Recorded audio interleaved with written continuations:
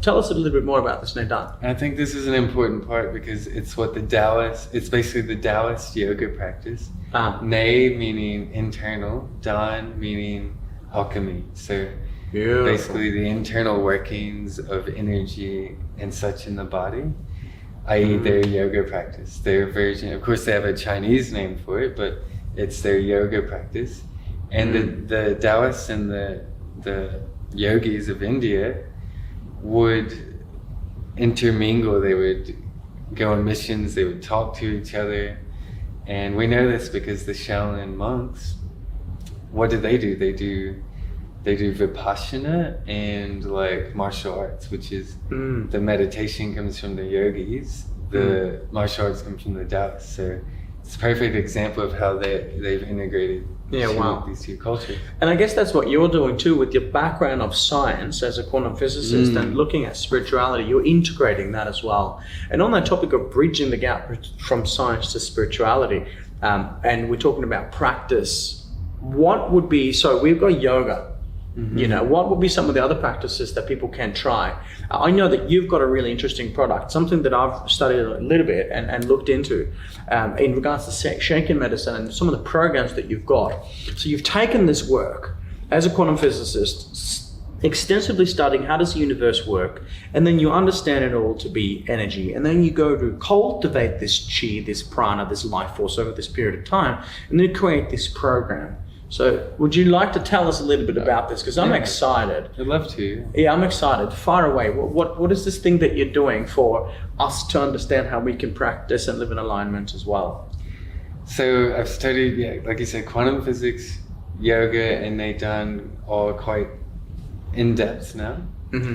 And more importantly, embodied the yoga and the Neidan. You can study all you want, but if you're not doing the practices, you might as well not even know it's there. Totally understand. And that's why I love about you as well, because like I said, the first time I met you, I saw you and I was like, this man, there's something about this man. So I sat and breathed. When I was squatting down, I was eating an apple and I was watching you. And then when I kind of got to feel a bit more into what was going on, I noticed that you were very conscious and very present. And then I learned that you're a quantum physicist. So that is obviously seeing the practice first. We must practice, obviously. So we're on the topic of bridging the gap from science to spirituality. You've done... the product, Yes, and now you've been practicing for a lot of years, right? And you've been researching and exploring and testing and trialing. And you've realized there's a couple of fundamental components when it comes to our own, spiritual evolution and healing and performing. And working in alignment with the universe. Tell us about Shakey medicine. Tell us a little bit about what you're doing now. This is exciting. So Shakey medicine is one thing I realized through my study of these things is that what particularly the West, but much of the East as well is not doing is the practice of letting go of control and effort. So I like to think that there's kind of two main paths in the yoga worlds, like Neidan, and there's other stuff as well, but these are the main two I've learned. And that's the path of control and the path of letting go of control. And the control is like what everyone's doing in the West, or most people, I should say, not everyone. Course, but good call. Like asana. We go to a yoga class, we're learning to control the body through our yoga poses, up dogs, down dogs, etc. Control the breath through pranayama, like nadi shana, breath of fire, different things like this. Control the mind through meditation, etc., etc. It's all trying to... It's a very masculine style of doing things, isn't it? It's just like we're at work and we're in this... We're conditioned to do this doing. Go, grind. Come on. And then we do this thing that's supposed to relax us, but we're just doing... In many ways, we're doing the same thing. Do. We're so conditioned to live in a stressful state, right? And and so it's just... Even that is brought into your yoga, and in no way am I saying yoga in that way is bad, because I'm actually saying that it's equally important to control and let go of control. So we need to have the balance of breath. So by all means, keep doing the asana and the pranayama. It's beautiful. But what I've learned through Neidan and deeper yoga studies has been how to learn to let go of control. And this is what I primarily teach in shaking medicine, particularly this one particular part of it all that science calls neurogenic therapeutic trimmering, which is the way mammals in nature release stress and anxiety and trauma using their nervous system. So when mammals like us, and guess what? Yes, humans, we're mammals too, by the way, if you didn't pick that up. But very importantly, yes, we're mammals. So we have this inbuilt in our nervous system. It's a part of who we are. But we're so conditioned out of it to tighten and hold on to all this stuff. Controlling still. Controlling, yes. and are like, maybe we're little kids and our parents are like, don't cry, or like, getting us to hold it on. Hold it together. Yeah. When in reality, we need to be cathartic. Sometimes we need to cry, we need to laugh, we need to giggle, we need to maybe scream. Express is exactly. We need to express. And in shaking medicine and the therapeutic trimmering, I teach people, or rather I like to say I help remind people, because it's an instinctive mechanism within us. Love that correction. So I'm not even really teaching it, I'm reminding people, because I figured it out. The first time I did it, I didn't know what it was. It was in another deep kind of trance-like state, like when I chose to do physics in university. Well, this, lo and behold, another deep like trance totally took my life on another path, which is so beautiful. And I teach people how to relax and let go of control. It's more of a tantric path in the sense that tantra is like, it's not just sex that's part of it, but tantra is about letting go of control. And so in the yoga system, they call it like spontaneous Kundalini Kriya. It's a type of Kriya, which is a cleansing. It's deeper yoga practices. Usually you won't find Kriya Yoga in your normal yoga studio. You would need to go into deeper books or find masters of yoga and things. And the Taoists in their Neidan, their yoga, they have 5 main parts. Dao Yin Qi Gong, which most people have heard of. Zifa Gong, which is where the shaking medicine comes in. And then it's Nei Gong, meditation, and Nei Guan, the Taoist version of Vipassana. Oh, beautiful. Now, most people who are getting into spiritual practices like yoga are still in the first 2 parts. They're mostly in the one doing the physical asana, like maybe they're going to Bikram yoga or whatever it is. But they're starting to tap into that second layer, the energetic. This is aligning with the 5 koshas, by the way, which are like 5 layers of our body. But hardly anyone is tapping into the emotional layer, the 3rd layer, the mental, which is where the letting go of control and catharsis comes in. You see, the Taoists, they were very smart. This is why they have that part of their yoga before the meditations, because if we're trying to meditate in a traumatized body, it's not going to be effective, and it might not even be safe to do, really. Yeah, because you're cultivating from a not so very much a beautiful state. Our body wants to it wants to shake and let go. It doesn't want to be still. But once we let go of all that tension and that stress and anxiety and the trauma locked in the body through the neurogenic trimming, then naturally and effortlessly and organically we start to find stillness, where meditation becomes fun, effortless, productive. We get a lot out of it, a lot more. And we want to do it. It's like, yes, I can't wait to do it. And it's interesting because you talk about emotions, right? And I know that the absolute majority of personal development found in this country and most Western countries is all based on the mind. It's all based on controlling and understanding and conceptualizing and diagnosing and all of the things that is so outdated as far as I'm concerned, because as I always said, the quality of our life is the quality of our most prominent and dominant emotion. emotion is energy in motion unless it's stuck and it becomes an issue in the tissue. So I guess my concepts are similar to your concepts in we must release that, because what we suppress will be expressed. Maybe it comes out as a tumor, maybe it comes out as irritable bowel syndrome, maybe it comes out as something else, you know. Anger, frustration. Destroys our relationships because we're not acting appropriately in the moment. We're reacting based on trapped emotions suppressed from the past. Exactly, right? And so this is powerful because now we're seeing a newfound way of healing and helping people heal themselves. You know, we're doing events now with breathing exercises where people are having huge releases that are certainly not voluntary. It is something that it's not conscious control. It's something that comes through when they're releasing. So how does this work when people are out there watching and they're thinking, hang on, I've suppressed some emotions. I know we all have, particularly, and correct me if I'm wrong, but would it be fair to say that the more we are in the masculine, the more we are in the control, do, you know, got to perform, got to do this, got to think straight, got to stay strong, got to do this, the more we try and control and suppress the natural way of being, the more that's going to start cultivating and bubbling up, right? So for those who are feeling that need to release, how does it work? Well, we need to find the balance. If we're in that state of mind, it's a story, it's just something we're striving towards that may or may not ever happen, and it's just an illusion.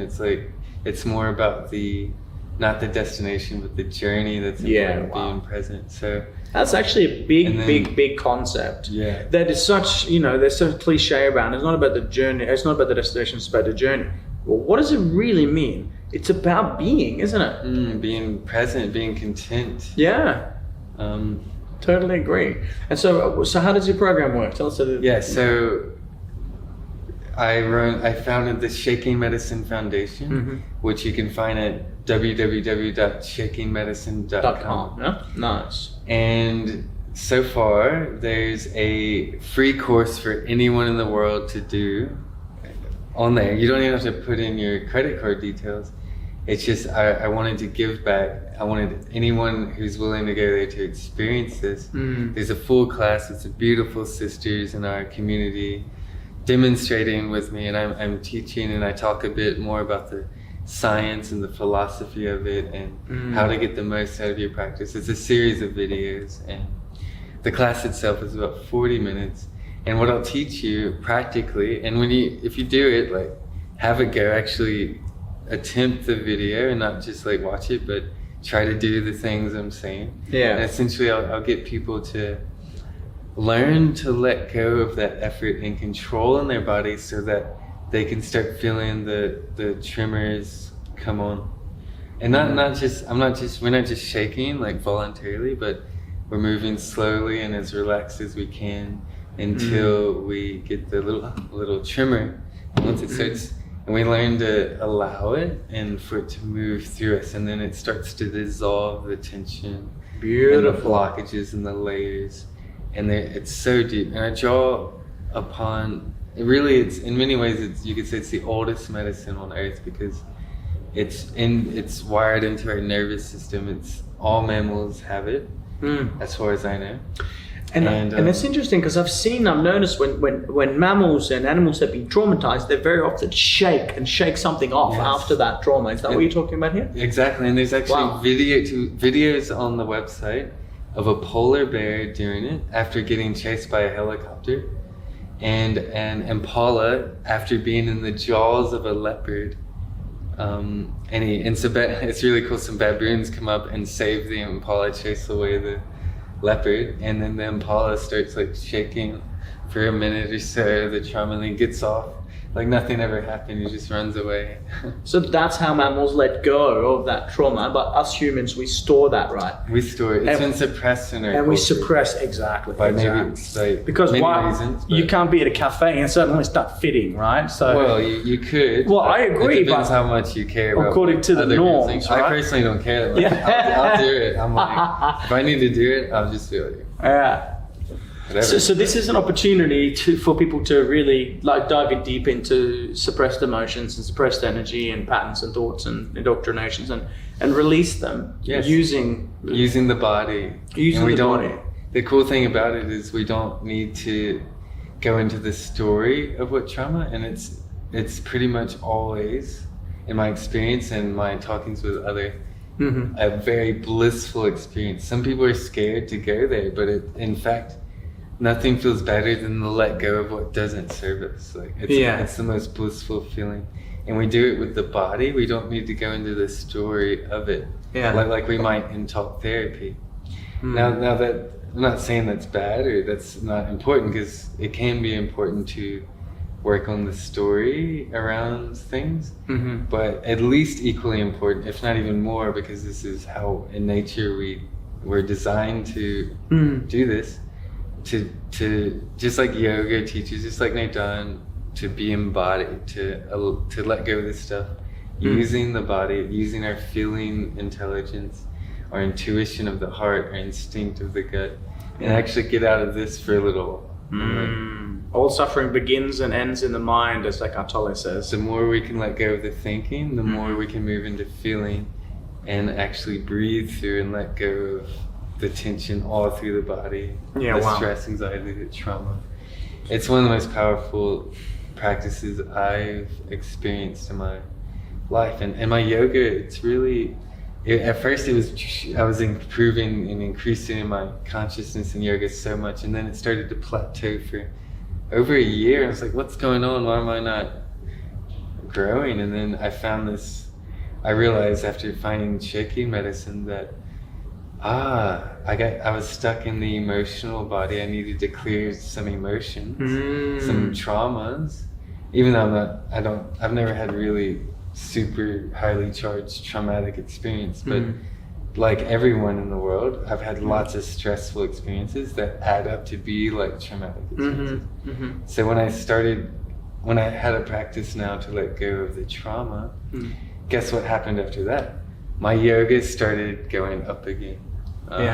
Makes sense. So where I was blocked on the emotional layer, and then of course once I'm letting go of that, the meditations get easier and improve, the breathing gets deeper, and I have more energy, I'm happier, more vibrant, more loving, I have better sex, I have better gotta love that. Like, everything's just, I'm strong, actually strong. Letting go, it's amazing how much letting go of control and effort and just surrendering and going into the shaking actually makes me stronger. I'm also in acro yoga. I do performances and stuff, and acrobatics and stuff, and just because it helps with physical injuries and as well, discharge the blockages, makes you stronger as well. So my acro, all of a sudden I can lift people up so much easier now. It's just awesome. All around it, so many. So what would be your number one takeaway for the listeners and the viewers out there when they're watching this and they're okay, you might live in a beautiful state, you might live in a stressful state. Either way, we wish to achieve great things. We wish to be healthy. We wish to have, good relationships. And we wish to, as far as I'm concerned for myself and a lot of my students, is we wish to live in a beautiful state. We wish to live in the magic of the moment, right? So out of all the things you've studied, all the things that you've done, what's the message that you have for the listeners and the viewers out there? What would be a number one thing that you would say that, if you were to wrap up this journey of Dr. Keith Motes, what's his message to all of us today? Give yourself permission. Give yourself permission to be what it is you want to be, to take a deeper breath, to not have so many worries, to not focus on the destination, but focus on the journey getting there, which probably isn't even what you will be what you imagine it is. And let go of the worries and the stress and just breathe. At the very least, practice a little bit of abdominal breathing every day. Just, you don't even have to think of it as yoga, think of it as diaphragmatic breathing if you don't like yoga, but just, it's so important to breathe properly. Go there. Go into letting go of the stress. Shake it out. There's so many things that we can do to just enliven ourselves, enhance our being. And yeah, give yourself permission to do that. Only you can do it. No one else can do it for you. People can help you along the way. They can suggest and teach you as much as they can, but it's up to you to receive and embody that. Yes. Beautiful. Give ourselves permission and take action on living an extraordinary life. You have done both of those, and so you practice what you preach and live by example. I want to say thanks for your time. It's been awesome hanging out with you again. It's really a privilege and a pleasure just to be in your space and your energy. And head to shakingmedicine.com. Dr. Keith Motes, shakingmedicine.com. Check out the videos, check out the tutorials, and more than anything, as Keith is saying, don't just observe the videos, but try them out. Do the work. And see what's possible, what lies on the other side of this stress is a beautiful state. Thank you for sharing with us today, brother. Pleasure, brother. Awesome. So good to hang out with you. Yeah.